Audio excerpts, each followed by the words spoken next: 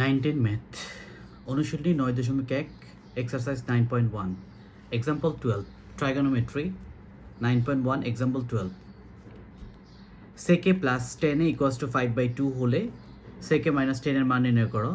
if sec a plus 10a equals to 5/2 find the value of sec a minus 10a। Okay, first of all যেটা দেওয়া আছে আমরা লিখব given or দেওয়া আছে sec a plus 10a, sec a plus 10a equals to 5/2।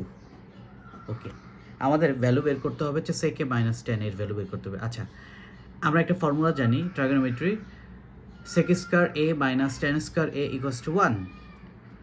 এটা যদি আমরা মাল্টিপ্লাই করি দেখা যাচ্ছে sec square a minus 10 square a, that means এই দুইটাই এই ফর্মুলার মধ্যে আছে। তাহলে আমরা যদি লিখি sec square a minus 10 square a, sec square minus 10 square equals to 1, সেক্ষেত্রে আমরা এই দুইটাই পাবো, একটার ভ্যালু বসিয়ে দিব আর একটার ভ্যালু অটোমেটিক্যালি বের হয়ে চলে আসবে। Okay, first of all we know,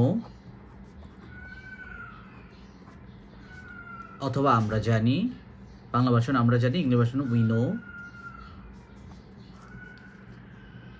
sec square a minus 10 square a equals to 1। এইটা আবার ফর্মুলা পড়ে গেছে a square minus b square. a square minus b square formula হচ্ছে a plus b into a minus b।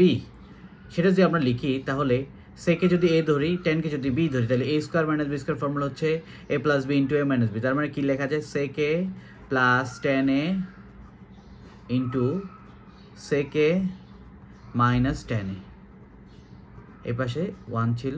ওকে, এবার sec a plus 10 এর value দেওয়া আছে 5/2 into sec a minus 10a equals to 1।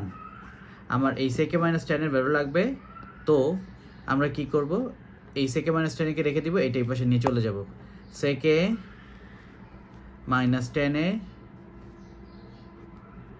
এই 5/2 পাশে মাল্টিপ্লাই, এই পাশে গেলে হয়ে যাবে ডিভাইড, ডিভাইড হলে কি উল্টে যাবে আর কি, 1 2 চলে যাবে উপরে, 2 নিচে আসবে 5, that is 2/5 and this is the answer।